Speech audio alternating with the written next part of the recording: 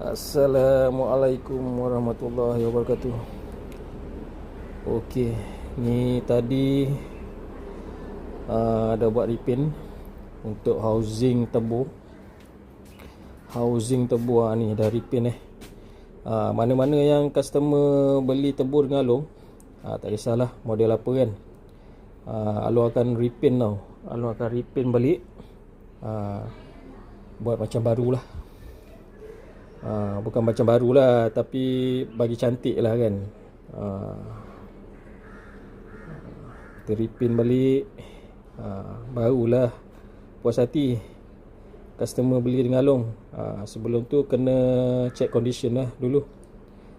Macam Along check condition dekat Afkat, condition dia terbaik, baru ambil, balik kita restore. Macam ni lah maksud dia restore.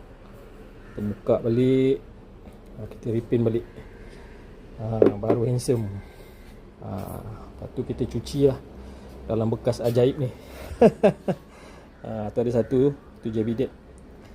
Kita cuci, bagi bersih-bersih, barulah kita repaint. Kita repaint bagi cun. Alright.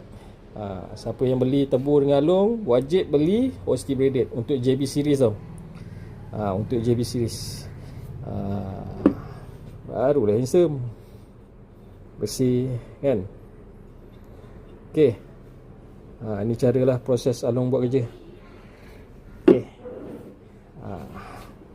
apa-apa follow Along punya page, terima tu.